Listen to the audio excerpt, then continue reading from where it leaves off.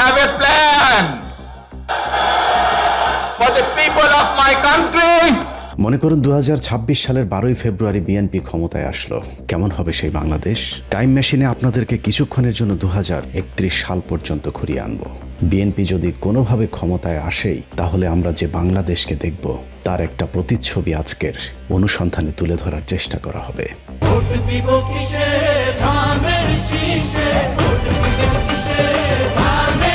মনে করুন 12ই ফেব্রুয়ারি নির্বাচনে বিএনপি ধানের শীষ বিজয়ী হলো এবং বিএনপি সরকার গঠন করলো। তাহলে বিএনপি 12 তারিখের নির্বাচনে বিজয়ী হয়ে সরকার গঠন করলে কেমন হবে তার ভবিষ্যৎ সরকার, সেটা বুঝতে হলে তার অতীত ইতিহাস একটু দেখে আসতে হবে।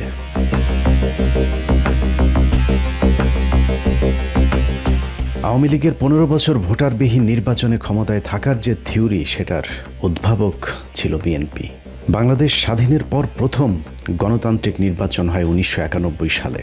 সেই নির্বাচনে বিএনপি ক্ষমতায় আসার পর 1996 সালে প্রথম নির্বাচিত কোনো সরকারের 5 বছর পূর্ণ হয়।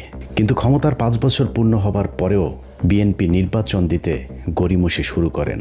ফলশ্রুতিতে জামাত, আওয়ামী লীগ সহ প্রধান রাজনৈতিক দলগুলো 1996 সালের 15ই ফেব্রুয়ারির সেই পাতানো নির্বাচনকে বয়কট করে।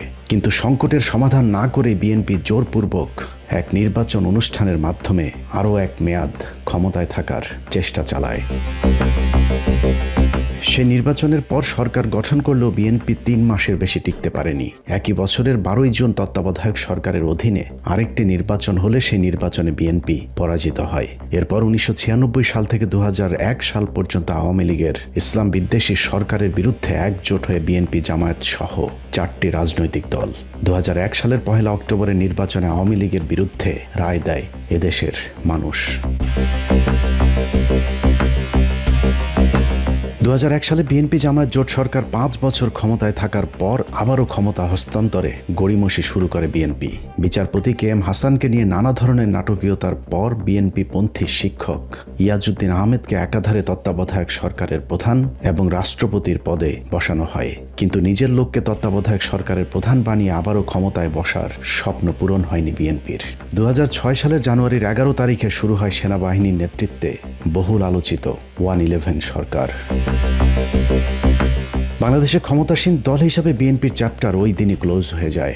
দলটি আবার কবে ক্ষমতায় আসবে তা এখনই বলা সম্ভব হচ্ছে না। তবে ক্ষমতায় থাকাকালীন বিএনপির 5 বারের দুর্নীতিতে চ্যাম্পিয়নশিপ ট্রফি থেকে শুরু করে সারের জন্য মানুষের বুকে গুলি চালানো, বিদ্যুৎ খাতে লাগামহীন লুটপাট, বিদেশে টাকা পাচারের কালিমা এখনো দগদগে হয়ে আছে বিএনপির কপালে। তবে আগের সেই বিএনপির এখন নাবিক পাল্টেছে। নতুন দলীয় প্রধানের হাতে বিএনপির নতুন নির্বাচন।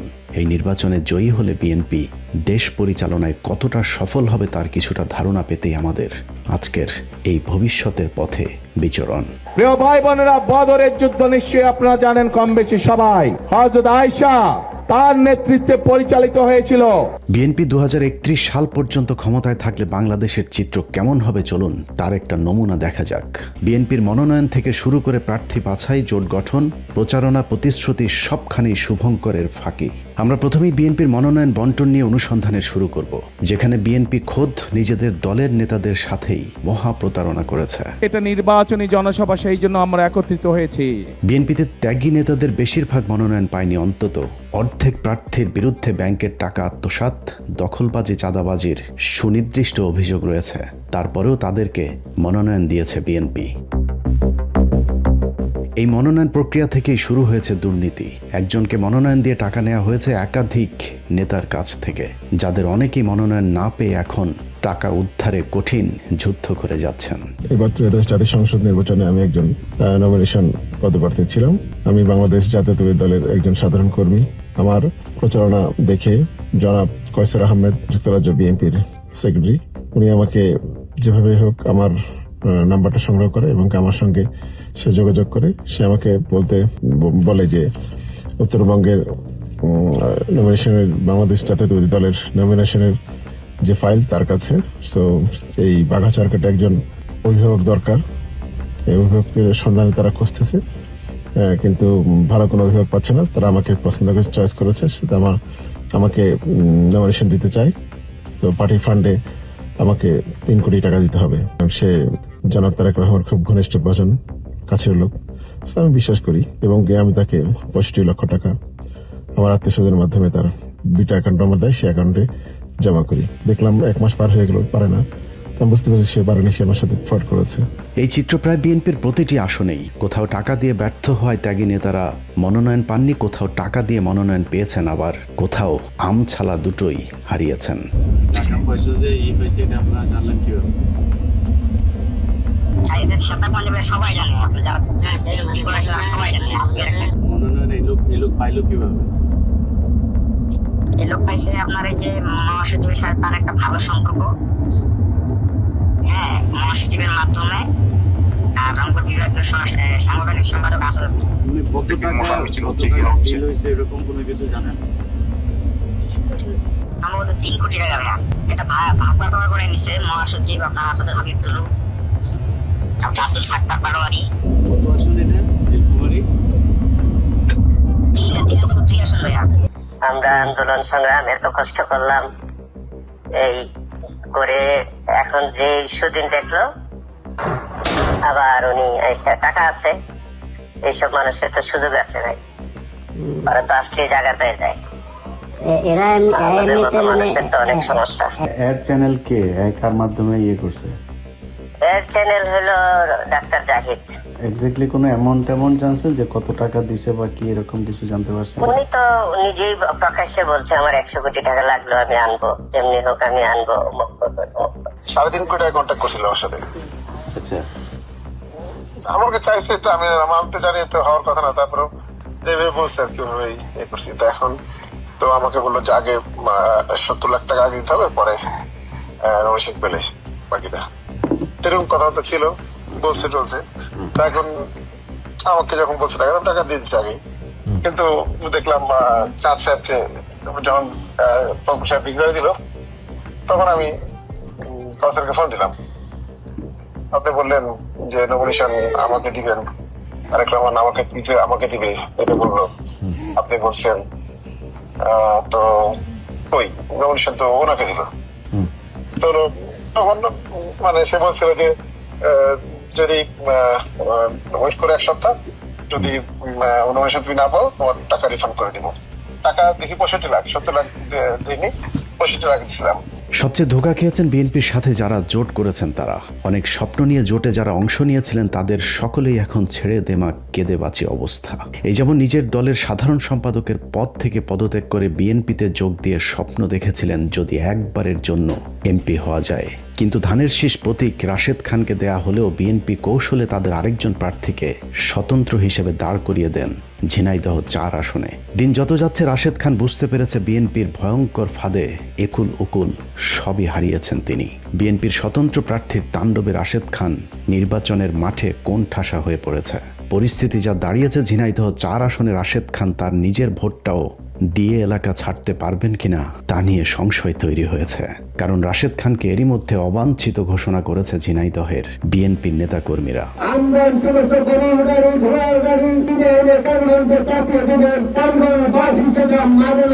একই অবস্থা গণ অধিকার পরিষদ নামে কথিত এই রাজনৈতিক দলের প্রধান নেতা নুরুল হক নুরুর আসনে যা শুরু হয়েছে তাতে যে কোনো সময় নুরুকে মেরে ফেলতে পারে এমন আশঙ্কা করেছেন ভাতারের আশায় লাং হারানো রাজনীতিবিদ নুরুল হক নুরুর অভিযোগ তার কর্মীদেরকে ধর্ষণও করেছে বিএনপির সমর্থকেরা। হাসান মামুন আমাদের কর্মীদের কি এই হত্যা করছে, রেপ করছে, বাড়িঘর জ্বালিয়ে দিচ্ছে, পুড়িয়ে দিচ্ছে, কয়েকদিন পরে হয়তো আমারও লাশ পাওয়া যেতে পারে।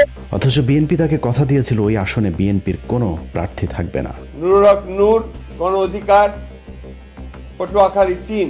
নুরুর রাশেদের মতো কুলহারা কলঙ্কিনীর মতো ব্যর্থ হবার পথে আরেক রাজনীতিবিদ আন্দালিব রহমান পার্থ।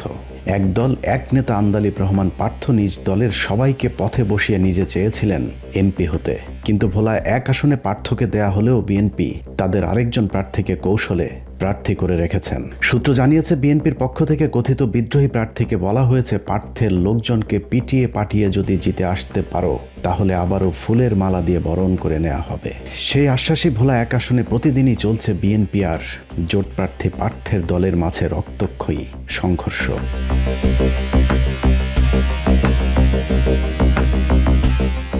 এভাবে বিএনপির জোটে যারা গিয়েছেন তাদের সকলেই এখন বিএনপির সাথে জোট করার কর্মফল ভোগ করছেন, অথচ জামায়াত ইসলামের জোটে যারা অংশ নিয়েছেন তাদের প্রার্থিতা ঘোষণার সাথে সাথেই জামায়াত ইসলামের সম্ভাব্য প্রার্থীরা তাদের প্রার্থিতা প্রত্যাহার করে নিয়েছেন।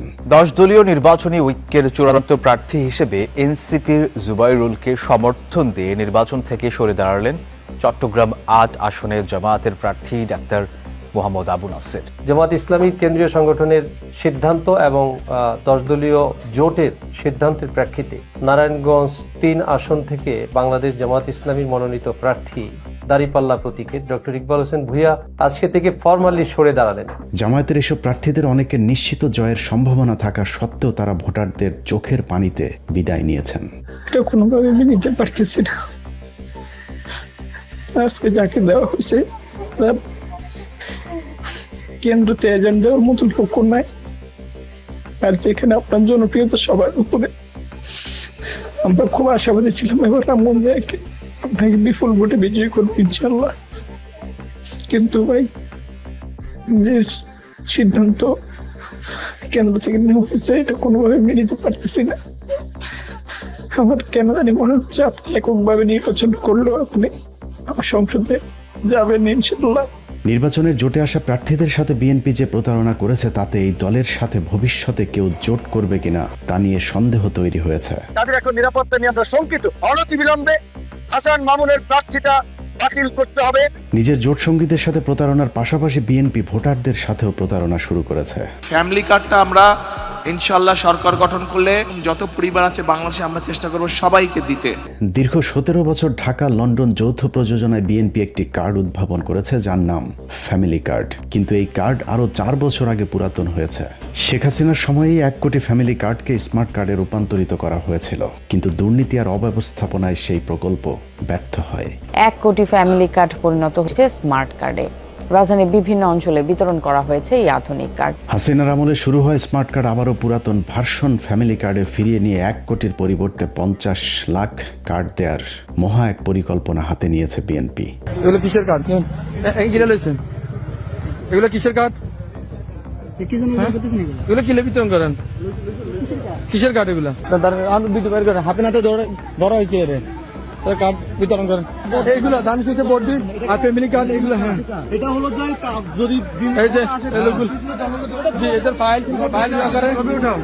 এই হলো শেখ হাসিনার 10 টাকা সে চাউলের মতো। 10 টাকা সে চাউল কিনে ঘরে চাউল রাখার জায়গা নেই। তারপরেও সমস্যা নেই, খালি হাতে ফেরানোর চেয়ে কিছু একটা দিচ্ছে তাতেও সমস্যা কি? কিন্তু বিএনপি নির্বাচিত হবার আগেই যে জালিয়াতি শুরু করেছে তাতে জনমনে আশঙ্কা তৈরি হয়েছে বিএনপির এই ফ্যামিলি কার্ডটুকু পাওয়া যাবে কিনা। তারেক রহমান ইতিমধ্যে ঘোষণা করেছেন বাংলাদেশের 50 কোটি লোকেরকে ফ্যামিলি কার্ড দেওয়া হবে। 18 থেকে 20 কোটি মানুষের দেশে বিএনপি প্রতিশ্রুতি দিচ্ছে 50 কোটি কার্ড বিতরণের। কোথাও আবার এই কার্ডে হরেক রকমের পণ্যের সাথে নগদ টাকা দেওয়ারও মিথ্যা আশ্বাস দেওয়া হচ্ছে। এই যে ফ্যামিলি কার্ড গুলো বিতরণ করছেন এটা বিএনপি সরকার থেকে দেওয়া হয়েছে। আজকে ফ্যামিলি কার্ডের বিনিময়ে পণ্য বিক্রি হচ্ছে, 1300 টাকা করে সেই পণ্য দেওয়া হচ্ছে ফ্যামিলি কার্ডে। 2000 টাকার মাল সামানা দেওয়ানোর পরে নগদ টাকা দিব আর 2000 টাকা এই ধানের শীষে ভোট দিলে।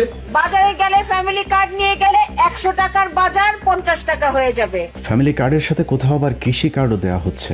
আপনাদের ওয়াইফের জন্য একটা ফ্যামিলি কার্ড করে দেবে, আর আপনাদের কৃষির জন্য ফ্যামিলি কার্ড করে দেবে। ফ্যামিলি কার্ড এবং আছে কৃষি কার্ড। কৃষি কার্ডে কৃষি সরঞ্জামাদি যত আছে সার কীটনাশক সহ সবকিছু। এই কার্ড ব্যাংকে দেওয়ার সাথে সাথে টাকা দেবে, হয়তো 15,000 টাকা লাগবে 15,000 দিল, নাহলে 20,000 লাগবে 20,000 দিল। এই ফ্যামিলি কার্ডের মাধ্যমে আপনি 25 কেজি চাউল কিনতে পারবেন, 1 কেজি নুন কিনতে পারবেন, একদম বিনামূল্যে বিনা পয়সা। আর যদি লোনের দরকার হয় ব্যাংকে যাবে, ওই তোমার আরএস খোতানো যাবে না, এসে খোতানো যাবে না, এই কার্ড ব্যাংকে দেওয়ার সাথে সাথে টাকা দেবে, হয়তো 15,000 টাকা লাগবে 15,000 দিল, নাহলে 20,000 লাগবে 20,000 দিল। জালিয়াতির এখানেই শেষ নয়, বিএনপির নেতাকর্মীরা বিভিন্ন জায়গায় গ্রামের সহজ সরল মানুষকে বোকা বানিয়ে ফ্যামিলি কার্ডের নামে তাদের কাছ থেকে হাতিয়ে নিচ্ছেন বিভিন্ন অঙ্কের টাকা। 200 টাকা নিছে, আরো 7 জনের কাছ থেকে মনে করেন 750 টাকা করে টাকা নিছে। চলে গেছে, কোন একটা ফ্যামিলির দেয় নাই, সে ভেগে গেছে। আপনাদের কাছে কত করে টাকা চাচ্ছ? 100 টাকা। বিএনপির বিভিন্ন মিছিলগুলোতে বিরিয়ানির প্যাকেট আর টাকার প্রলোভন দেখিয়ে মানুষকে ভাড়া করে নিয়ে যাওয়া হচ্ছে, কিন্তু যেসব মানুষকে ভাড়া করে আনা হচ্ছে তাদের সাথেও ধোঁকাবাজি করেছে দুর্নীতিতে 5 বারের চ্যাম্পিয়ন এই দলটি।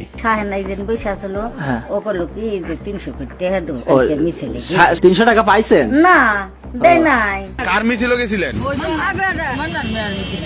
এর মধ্যে একটি আপনারা পাইছেন না? বিএনপি তাদের নতুন প্রতারণার ফাঁদ পেতেছে আওয়ামী লীগ এবং সংখ্যালঘু ভোটারদেরকে ধরতে, কিন্তু বাস্তবতা বলছে তাদের সাথেও প্রতারণা করবে বিএনপি। কারণ 5 তারিখের পর আওয়ামী লীগের ব্যবসা প্রতিষ্ঠান দখল, মামলা বাণিজ্য, এমনকি সংখ্যালঘুদের জমি জায়গার দখলে নেতৃত্ব দিয়েছে বিএনপির নেতাকর্মীরা।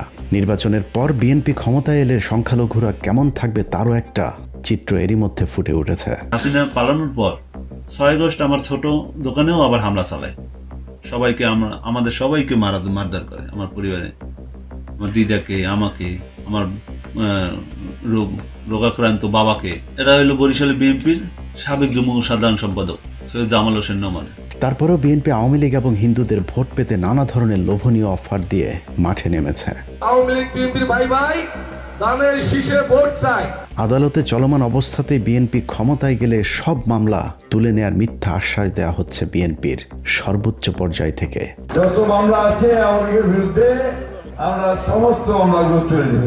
1.5 বছর আওয়ামী লীগের কাছ থেকে মামলা বাণিজ্য করবার পর পাপিয়ার ঘর জামাই হারুনুর রশিদ এখন আশ্বাস দিচ্ছেন আওয়ামী লীগের কাউকে হয়রানি করা হলে থানা ঘেরাও করা হবে।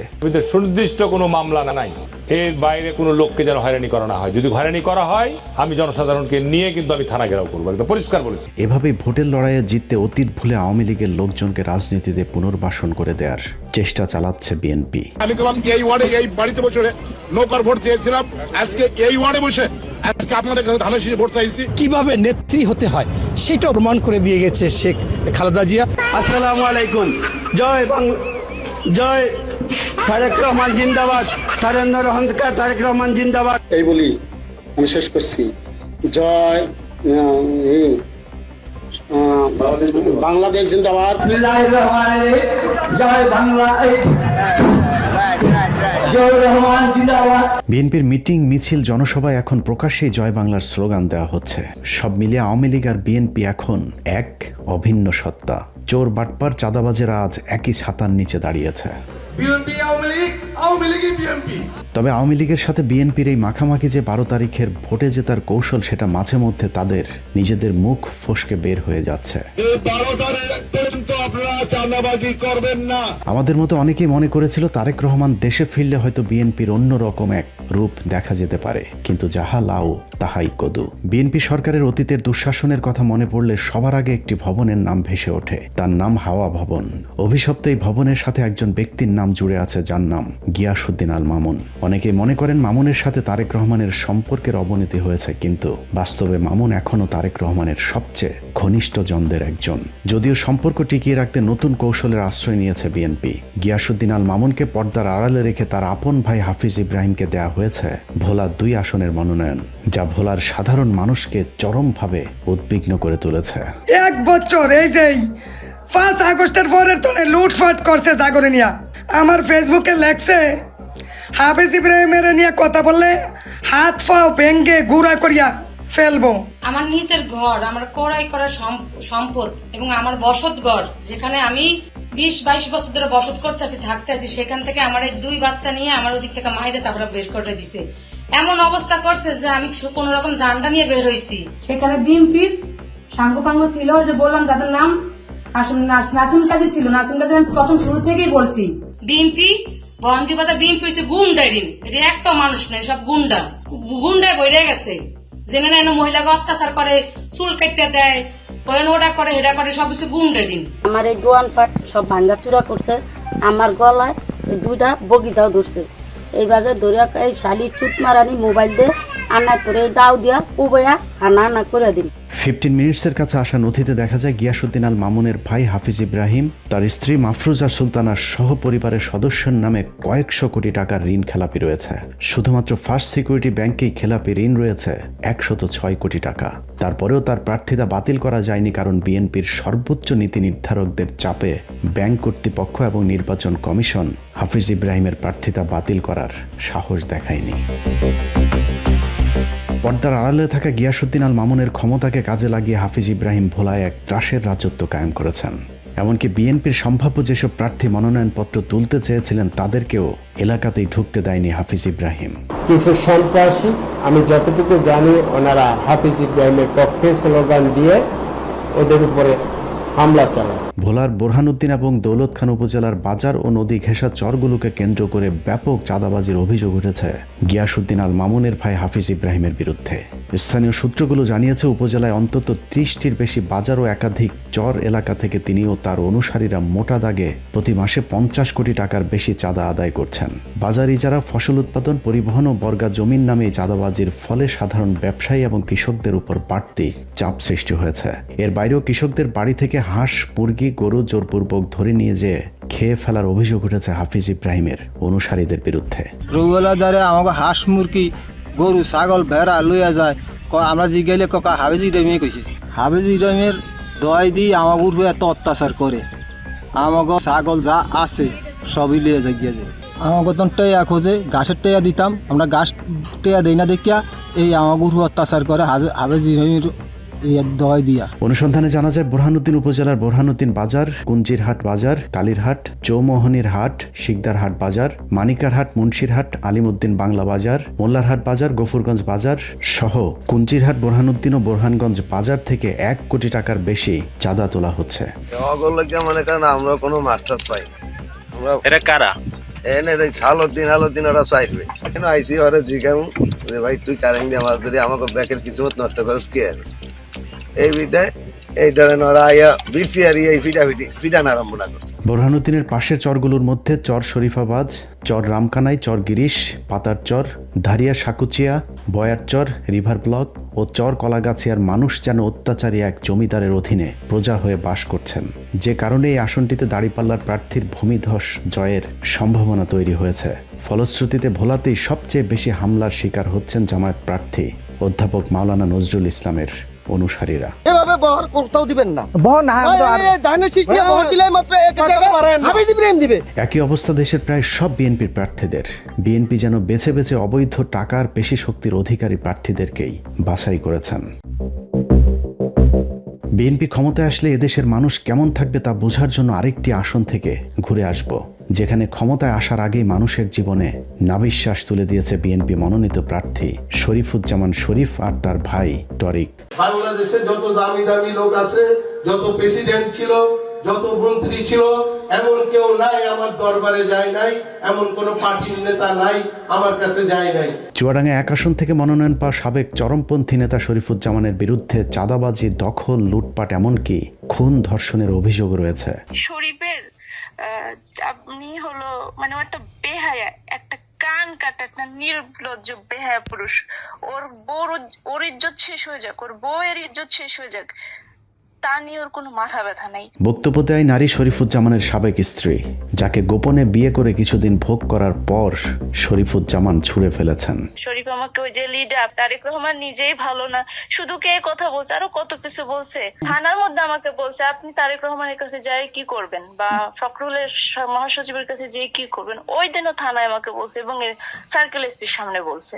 তারেক রহমানকে জিজ্ঞাসা করবো, সার্কেল এসপি তো পুরো ওদের হয়ে কাজ করছে। 5 আগস্টের পর নিজের অবস্থান পরিবর্তনের সাথে সাথে নিজের স্ত্রীও পরিবর্তন করেছেন। নানাভাবে ওই নারীকে মুখ বন্ধ রাখার চেষ্টা করে ব্যর্থ হবার পর মিথ্যা স্বর্ণ চোরা কারবারের মামলায় জেলে পাঠিয়েছে শরীফ। ভোরবেলা হামলা করে নিয়ে গেল, নিয়ে যাওয়ার পরেই শুনতে গোয়েন্দা বাহিনী আমাকে জানায় যে আপনার মেয়েকে নিয়ে গেছে চুয়াডাঙ্গা সদরে। আমি যে দেখি সদরেও নাই, কোর্টেও নাই। তারপর আমি আবার শুনলাম যে জেলখানা। তো মেয়েকে ডাক দিয়ে বললাম যে পুতুল কি হয়েছে? কইছে মা আমাকে বলছে কি পুলিশ যে তুমি উঠো কোর্টে। না তো কেন? না তো তুমি যে শরীফের নামে মামলা করতে চেয়েছো সেটা পোট আপ করবো, কইয়া নিয়েছে, নিয়েই না মা আবার আমাকে জেলখানাতে ভরে দিয়েছে। ইলিয়াস ভাইয়ের প্রতিবেদনে আমার বোন সাক্ষাৎ দেওয়ার পরেই ভোরবেলা আমার বোনকে শরীফ আর শরীফের গুন্ডাপান্ডা বাহিনী পুলিশ দিয়ে আমার বোনকে তুলে নিয়ে যায়। একটি স্কুলের গানের শিক্ষিকা ওই নারী বিএনপির রাজনীতির সাথেও জড়িত ছিলেন। এমনকি পুরো পরিবার আওয়ামী লীগ সরকারের আমলে হামলা মামলার শিকারও হয়েছিলেন একাধিকবার। অথচ নিজের স্বার্থে বিএনপির এমপি প্রার্থী শরীফ তাকে বন্দী করে রেখেছেন। আর পুতুলের পরিবারের এখন সময় কাটে আদালতের বারান্দায় বারান্দায়। ছোটবেলার থেকে তার চিনি একখানে রয়েছি, তা সে কি করে এইসব ব্যবসা করে, এইসব ব্যাপারে সে নাই।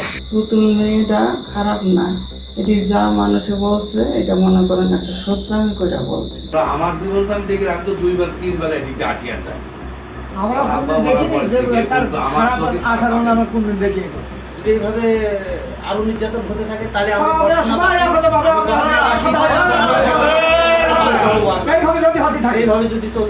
যে মামলায় পুতুল নামের ওই নারীকে জেলে পাঠানো হয়েছে, সেই মামলার প্রধান আসামি জনৈক আসমা বেগমের পরিবার জানিয়েছে আসমার সাথে শরীফের সাবেক স্ত্রী পুতুলের কোনো সম্পর্ক নেই।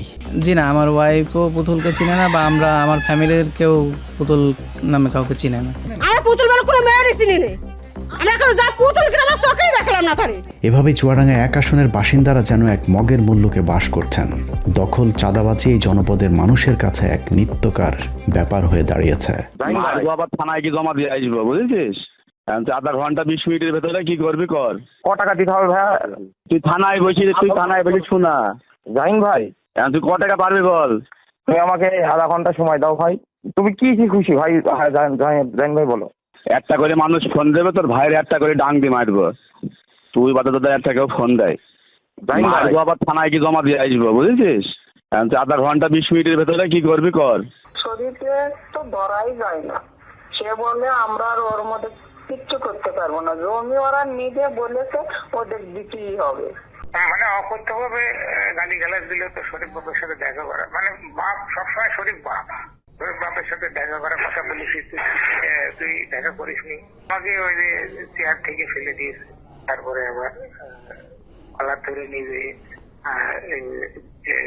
আমার রুম থেকে বের করে নিয়ে আসছে। এমন হয়েছে 4 কোটি টাকার গাছ তো হবেই, 1 কোটি টাকা কেটে ফেলছে। ভাগিদার ওই যে শরীফকে দিয়েছে 40%। শরীফ সাহেব বলছে যে গাছ আমি কাটবো, কার ক্ষমতা আছে দেখি আমাকে ভালো দেয়। এই চাঁদাবাজি করতে করতে মনে করেন যে তার ভাই টনি সাহেব, সে সিঙ্গাপুর থাকে, সে টাকা পয়সা আছে, সে একটা লবিং করে সেটা রাজনীতির প্ল্যাটফর্ম তাকে দিয়ে দিচ্ছে, করাই দিচ্ছে। স্থানীয় বিএনপি নেতারাও তার বিরুদ্ধে সোচ্চার। তারপরেও শরীফুজ্জামানকে কেন্দ্র থেকে মনোনয়ন দেওয়া হয়েছে, কারণ বিএনপির এই প্রার্থীর ভাই টরিক একজন আন্তর্জাতিক সোনা চোরাকার বাড়ি।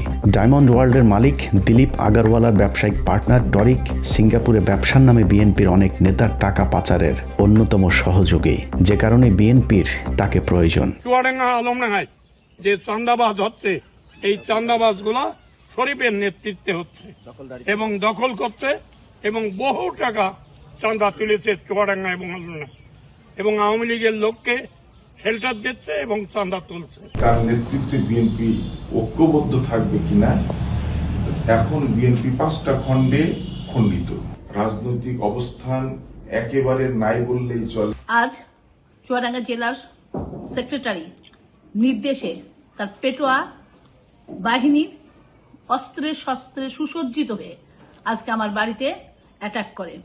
সেই সময় আমার মা বয়স 60-এর ঊর্ধ্বে ভয় পেয়ে দরজা বন্ধ করে দেয়। আমাকে না পেয়ে তারা আমার অফিস ব্যাপকভাবে ভাঙচুর করে, যেটা আমার জন্য অত্যন্ত দুঃখজনক। চুয়াডাঙ্গা 1 আসনের দাঁড়িপাল্লার প্রার্থী অ্যাডভোকেট মাসুদ পারভেজ রাসেলের বিনা প্রতিদ্বন্দ্বিতায় জয়ের সম্ভাবনা তৈরি হয়েছে, যে কারণে শরীফের নেতাকর্মীরা এলাকায় মানুষকে নানাভাবে ভয় ভীতি দেখিয়ে ভোটে জেতার চেষ্টা চালিয়ে যাচ্ছে। তোরা আওয়ামী লীগ করিস, যাই করিস, এখন আওয়ামী লীগ বিএনপির কোনো ভেদাভেদ নেই। এখন আওয়ামী লীগের বিএনপি এক হয়ে গিয়েছে, বুঝতে পেরেছিস? আমাদের বিরুদ্ধে দাঁড়াইতে হবে, ভোট টানে শিশি দিতে হবে, যেহেতু নৌকা নেই। একদম সকাল সকাল ভোট কেন্দ্রে চলে যাবি, আর যে কটা বাড়ির লোক আছে তোদের সব ভোট কটা জনে আমরা দেখতে পাই, আমাদের সামনে মারবি, ঠিক আছে তো? কোথাও বলা হচ্ছে জনগণ ভোট না দিলেও নাকি শরীফুজ্জামান শরীফ ধানের শীষে বিজয়ী হয়ে আসবে। এমপি তো আমরা হবই, আপনারা কেউ ভোট না করলাম। চুয়াডাঙ্গায় আবারও সেই চরমপন্থীদের মাঠে নিয়ে ভোটারদেরকে হুমকি দিয়ে যাচ্ছে শরীফের লোকজন, যে কারণে এলাকায় থমথমে পরিস্থিতি বিরাজ করছে। তোরা হিন্দু সম্প্রদায় ভোট দিতিস নৌকায়, এখন নৌকা আওয়ামী লীগ সব মিলিয়ে নিচে একাকার হয়ে গিয়েছে। আর আমরা গ্রামের ছেলে জল, গ্রামের ছেলে 5 গ্রাম কুমলাপুরি ছেলে ভরে দাঁড়িয়েছে। এমপি হবে হলে আমাদের ভাগ্য পরিবর্তন হবে। ধানের শিশি ভোটটা দিবি তো? সকাল সকাল চলে যাবো। তোদের বাড়ি যে কটা আছে সব বুঝি ভোট নিয়ে নিবি। আর তোদের যা সমস্যা, শুধু চুয়াডাঙ্গার শরীফুজ্জামান শরীফ কিংবা ভোলার হাফিজ ইব্রাহিম নয়, সারা দেশেই জনগণের সাথে সাপ লুডু খেলেছে বিএনপি। 1.5 বছরে চাঁদাবাজির সুনির্দিষ্ট অভিযোগে যাদেরকে বহিষ্কার করা হয়েছিল তাদেরকে আবার ঘোষণা দিয়ে দলে ফিরিয়ে এনেছে। সেই সাথে বহিষ্কার হওয়া এসব চাঁদাবাজদের মধ্য থেকে 24 জনকে আবারও বহিষ্কারাদেশ প্রত্যাহার করে ধানের শীষের মনোনয়ন দেওয়া হয়েছে। বিএনপিতে খেলাপি ঋণ রয়েছে এমন প্রার্থীর সংখ্যা 31, যাদের সকলে আওয়ামী লীগ আমলে ব্যবসা করেছে, এমনকি ব্যাংক থেকে লোনও নিয়েছে আওয়ামী লীগের আমলে। এদের মাঝে অনেক প্রার্থীর পরিবারের নামেও খেলাপি ঋণ রয়েছে। সম্প্রতি এশিয়া পোস্টে খোদ মির্জা ফখরুল ইসলাম আলমগীরের ভাইয়ের 22 কোটি টাকার ঋণ মওকুফের খবর বেরিয়েছে। যে ঋণ মির্জা ফখরুল ইসলামের ভাই মির্জা ফয়সাল আওয়ামী লীগ আমলে নিয়েছিলেন। প্রথম প্রশ্ন হলো, আওয়ামী লীগ আমলে মির্জা ফখরুলের ভাই ব্যাংক থেকে লোন পেলেন কিভাবে? আর দ্বিতীয় প্রশ্ন, বিএনপি ক্ষমতায় আসার আগেই যদি ক্ষমতার দাপটে ব্যাংকের লোন মওকুফ করিয়ে নেওয়া যায়, তাহলে ক্ষমতায় আসার পর তাদের পুরো ব্যাংক কবজা করতেও সময় লাগবে না।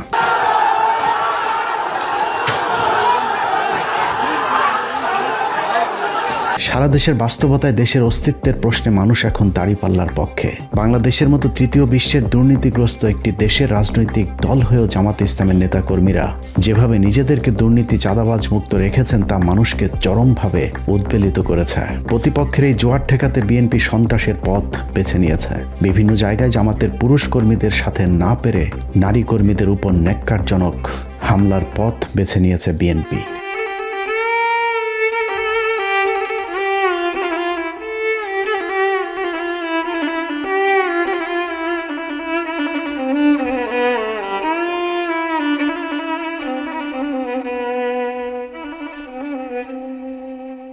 বোরকা পরা নারী মানে বিএনপি তাদের প্রতিপক্ষ ভাবতে শুরু করেছে। এ যেন আওয়ামী লীগের ভয়ঙ্কর রূপ বিএনপির উপর ভর করেছে। যদি কোনো বোরকা টোরকা দাড়ি যদি দেওয়া হয়, সন্দেহ হয়, সেখানে ধরে ফেলবেন। আমাকে মারিছে, আমার পাশে আমার রত্নাপা ছিল, ওনার বুকে 2টা কিল মারিছে। তারপরে শাহানাজ আপা, আমার মুসলিম আপা, নুরুন নাহার আপা, মানে আমাদের সবাইকে এক কথায় মেরেছে। নিজেরাই মা বোনদের উপরে হামলা করে, বিভিন্ন জায়গায় নারীদের হিজাব টেনে খুলে ফেলে। এইরকম সাহস বাংলাদেশে যাতে আর কেউ না করতে পারে, তার জন্য আমার মা বোনেরা ঐক্যবদ্ধ থাকবেন ইনশাল্লাহ। শুধু ভাইদের গায়ে না, আমাদের মায়েদের গায়েও তারা হাত তুলেছে, আমরা তার তীব্র নিন্দা জানাই। ওরা কি মায়ের পেট থেকে জন্ম নেয় নাই? ওদের ঘরে কি মা বোন নাই? মা বোনদের প্রতি সামান্য সম্মান দেখানো, নিশ্চয়ই তারা পরিবার থেকে সেই শিক্ষা পেয়েছে। যদি না পেয়ে থাকে, এটা দুর্ভাগ্য।